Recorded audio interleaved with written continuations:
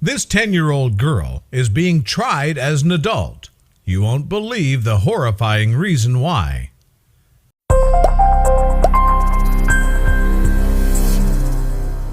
The 10-year-old girl held onto her father's hand as she stood before the judge on a chilly November morning in Wisconsin. Her mother, Amber Sweeney, sobbed next to her as the judge read her charges: first-degree murder. And even more shocking, she was being tried as an adult. What could this little girl have possibly done that would deserve such aggressive charges? The truth is absolutely horrifying. For Nate Lytle, having a son was the only thing he wished for in life. After establishing a successful career and with the support of his family, he decided that he wanted to adopt so he could experience the joys of fatherhood. He never imagined the road would be filled with so many ups and downs. After working with an adoption agency, Nate waited for over 2 years before his son was eventually placed in his arms. He named him Jackson, and it was love at first sight between the two of them. Unfortunately, their happy story would soon take a dark turn. Since Nate worked full-time, he needed a daycare to take care of Jackson during the workday. After conducting his research, Nate chose Amber's Pals and Playmates, which was run by Amber Sweeney out of her home in Chippewa County. Nate loved her demeanor and her way with children and felt completely comfortable leaving his son there. Unfortunately, Nate had no idea of the danger lurking inside Amber's home. Besides running a daycare, Amber and her husband also worked as foster parents. They had recently taken in a 10-year-old girl, name has not been released due to her age, who had come from a very rocky home. They hoped to give her stability and a loving environment. However, things were about to take a serious turn for the worse. On the morning of October 30, 2018, Nate dropped off his son Jackson like he normally did with Amber. Sadly, this would be the last time he would see his bright eyes and smiling face. What would happen next would set off a chain of events that would turn his world upside down. The details of the events that occurred that afternoon are murky and were put together by testimony from Amber Sweeney, her husband, and the 10-year-old girl. According to Amber, she had ushered her 3 foster children outside to play because she didn't allow them to interact with the daycare and because the baby was sleeping. However, around 3:40 p.m., she noticed that her newest foster daughter was sitting in the alcove. A few minutes later, Amber heard Jackson scream and then abruptly cut off. Running into the kitchen, she found the baby sprawled out on the floor with blood pouring from his head. Nearby, her foster daughter stood nervously, unable to tell Amber what happened. With the baby unresponsive, Amber quickly called 911. When the phone rang at his office, Nate expected to get an update from the daycare about Jackson. He never expected that he needed to rush to the hospital.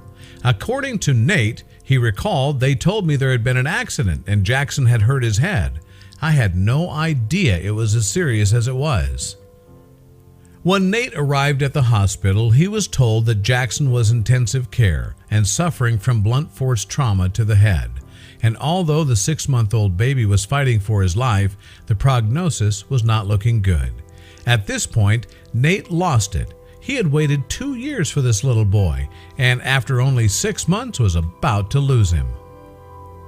Still holding on to a sliver of hope that his son might make it through, Nate gave permission for Jackson to be flown to the Gillette Children's Specialty Healthcare Hospital in St. Paul, Minnesota. Unfortunately, Jackson would later develop brain swelling, and after fighting for 2 days, died on November 1st. The detectives assigned to the case had many questions for the young girl who had been with Jackson at the time. She denied knowing anything at first, refusing to admit to any wrongdoing. However, something felt off about her responses, and the police knew she was keeping a secret from them. Meanwhile, Amber surrendered her daycare license and shut down operations in an effort to avoid any more legal trouble. In the coming days, the 10-year-old girl was questioned multiple times by the police. After one particularly grueling session of questioning, she finally broke down and admitted to injuring Jackson. According to her, she had been holding the baby and accidentally dropped him.